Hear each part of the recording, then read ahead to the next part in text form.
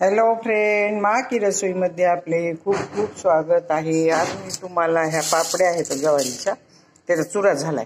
मी करताना चुरा निघतच असते थोडाफार, मी भरपूर केले होते, त्याच्यात चुरा होऊन निघाला थोडा आणि कमी पण शिजले होते म्हणून चुरा झालाय. आता हे पाणी ठेवलं, ह्याच्यामध्ये हे उकळायला ठेवते आणि ह्याच्यामध्ये कांदा, लसूण, थोडं शेंगदाण्याचं कूट, जिरे घालून ह्याचे पोहे करून खाते बरं मी. खूप टेस्टी होते बघा ह्याचे पोहे.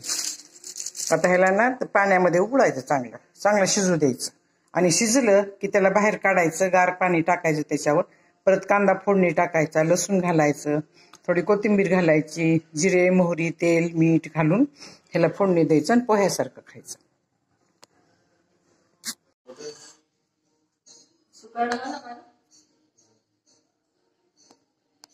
आता हे बघा, हे असं काढलंय शिजवून, गरमच आहे.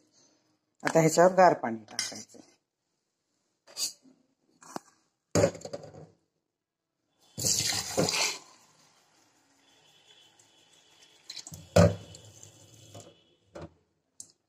हे ह्याच्यावर गार पाणी टाकते म्हणजे हे मोकळं होते.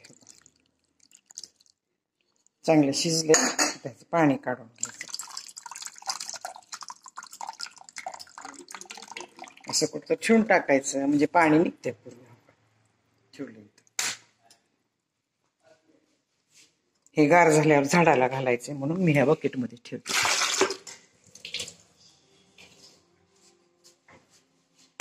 आता हे कढई गरम ठेवली, सामान काढलंय. काही लिंबू आहे, जेव्हा आपण फोडणी टाकून गार होते ते खाली उतरल्यावर लिंबू टाकायचा, चव बदलती. हे कोथिंबीर आहे, हे कांदा आहे, बाकीचे सगळे आपले मसाले. आता हे बघा, ह्याच्यावर ना शेंगदाण्याचं कूट टाकले, बाकीचे मसाले मी ह्याच्यामध्ये टाकणार आहे. अगोदर मोहरी टाकते. असं तेल गरम झालं, मोहरी जिरे बरोबर टाकले की जिरे जळत्यात, मोहरी फुटत नाही लोक. आता जिरे टाकते, जिरे थोडे जास्त टाकलेत ना. आता हे कांदा टाकले, तुम्हाला कढीपत्ता टाकायचा असता तर टाका, मी टाकला नाही बरं का. आता हे कढई, लोखंडाची कढई घेतली मी का, म्हणजे चांगला भाजला जाते कांदा, भरपूर भाजतो चांगला गोल्डन कलर. आता ह्याच्यामध्ये मी हे टाकायला, लसूण ठेचून घेतलाय लसूण. आता हे चांगलं भाजू देते.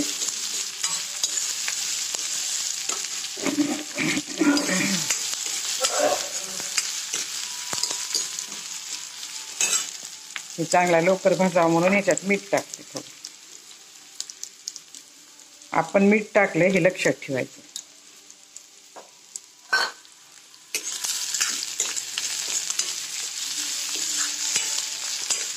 चांगला भाजून घ्या बघा, कच्चा ठेवू नका.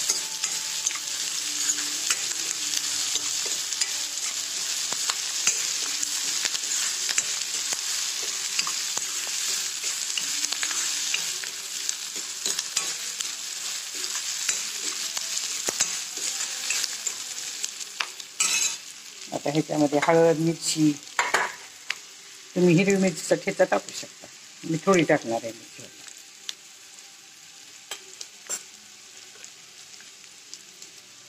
हळद, बाकी काही मसाले टाकणार नाही, मीठ टाकलेलं.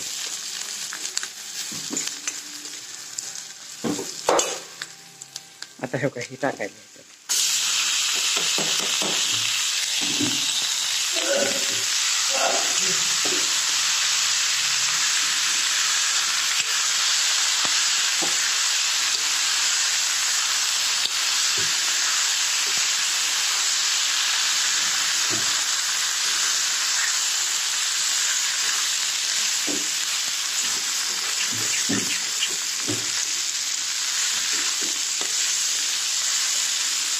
मोकळं मोकळं झालं चांगलं पोह्यासारखं.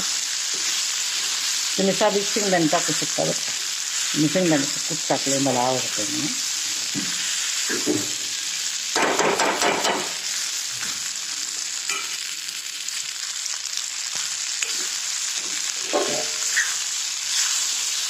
आता हे काही सर्व करण्यासाठी तयार झाले. आता ह्याच्यामध्ये कोथिंबीर आणि लिंबू टाकते.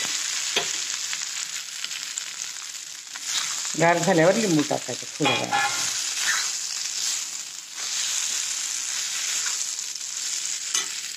माझी जरी पापड्याची रेसिपी तुम्हाला आवडली असेल तर सबस्क्राईब करा, लाईक करा, बेल आयकॉन क्लिक करून कमेंटमध्ये मला सांगा की तुम्हाला माझी रेसिपी कशी वाटली. धन्यवाद.